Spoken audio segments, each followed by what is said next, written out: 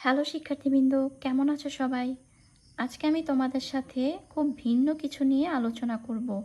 আর সেটা হচ্ছে সেট এবং ফাংশন রিলেটেড যেই চ্যাপ্টারটা আছে সেই চ্যাপ্টারটা নিয়ে। গত কিছুদিন ধরে আমরা প্রথম যে চ্যাপ্টারটা অর্থাৎ 2.1 নিয়ে আলোচনা করেছি। আজকে আমরা চলে যাব 2.2-এর প্রাথমিক বা বেসিক কিছু আলোচনা নিয়ে আমরা দেখব আজকে। প্রথমে দেখব অন্বয় বা রিলেশন। অন্বয় বা রিলেশন জিনিসটা কি? আমরা জানি বাংলাদেশের রাজধানী হচ্ছে ঢাকা, আর ভারতের রাজধানী হচ্ছে নতুন দিল্লি, এবং থাইল্যান্ডের রাজধানী হচ্ছে ব্যাংকক। এখানে দেশের সাথে রাজধানীর একটি অন্বয় বা সম্পর্ক আছে। ঢাকার সাথে বাংলাদেশের সম্পর্ক, নিশ্চয়ই ঢাকা ভারতের রাজধানী নয়। ঠিক সেমভাবে থাইল্যান্ডের রাজধানী ব্যাংকক, কিন্তু ভারতের রাজধানী ব্যাংকক নয়। অর্থাৎ দেশের সাথে রাজধানীর যে একটি অন্বয় বা সম্পর্ক আছে, এই সম্পর্ক হচ্ছে দেশ বা রাজধানীর অন্বয়। উক্ত সম্পর্ককে সেট আকারে নিম্নরূপে দেখানো যায়। এই হচ্ছে দুটি সেট। প্রথম যে সেটটা সেটা হচ্ছে দেশ সম্পর্কিত, আর দ্বিতীয় যে সেট সেটা হচ্ছে রাজধানী সম্পর্কিত। তো থাইল্যান্ডের রাজধানী হচ্ছে ব্যাংকক, ভারতের রাজধানী হচ্ছে নতুন দিল্লি, এবং বাংলাদেশের রাজধানী হচ্ছে ঢাকা। অর্থাৎ দেশ এবং রাজধানীর অন্বয় হচ্ছে বাংলাদেশ ঢাকা, ভারত নতুন দিল্লি, থাইল্যান্ড ব্যাংকক। আর এই সবগুলো অন্বয়কে সেকেন্ড ব্র্যাকেটের ভিতরে লিখতে হবে। এটাই হচ্ছে আমার অন্বয়। তো ফাইনালি অন্বয়ের যে সংজ্ঞা, সেই সংজ্ঞাটা নিয়ে আমি আলোচনা করছি। যদি এ এবং বি দুটি সেট হয়, তাহলে সেট দ্বয়ের কার্তেশীয় গুণজ এ ক্রস বি সেটের অন্তর্গত ক্রোমোজোরগুলোর অশূন্য উপসেট আর কে এ সেট হতে বি সেটের একটি অন্বয় বা সম্পর্ক বলা হয়।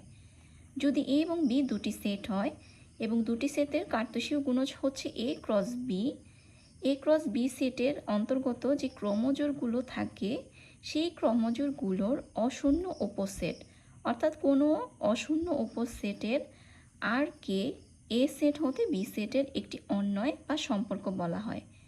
এখানে R set A cross B সেটের একটি উপসেট, অর্থাৎ R is a subset of A cross B. আচ্ছা, এই হচ্ছে আমার অন্বয় বা রিলেশন। এখন যদি আমি একটি উদাহরণ দেখি, উদাহরণের সাহায্যে যদি আমরা বুঝতে চাই, তাহলে উদাহরণ 15 দেখতে পারি যে মনে করি এ একটি সেট এবং বি একটি সেট দেওয়া আছে। তাহলে এ ক্রস বি সমান হবে 3,5 ক্রস বি সেটের উপাদান অর্থাৎ 2,4।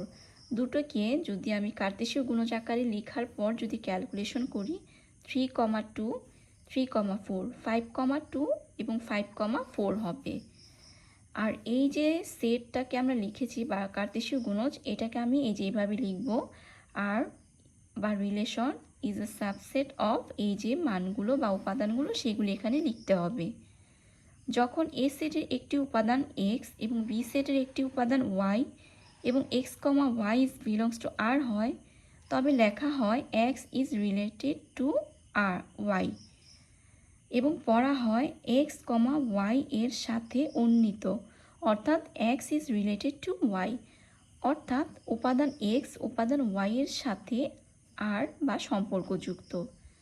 আচ্ছা, এখানে যদি আর কথাটা এক্স আর ওয়াই, এই কথাটার মানে হচ্ছে x is related to y, x আর ওয়াই মানে হচ্ছে x is related to Y.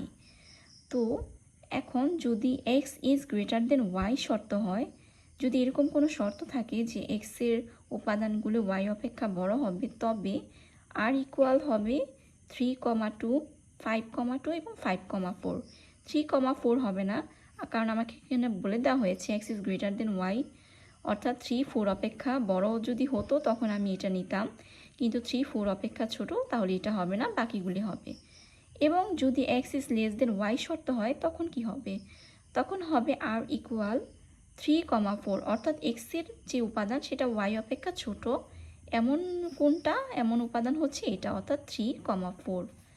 আবার এ সেট হতে এ সেটের একটি অন্বয়, অর্থাৎ R is a subset of A cross A হলে আর কে এ এর অন্বয় বলা হয়।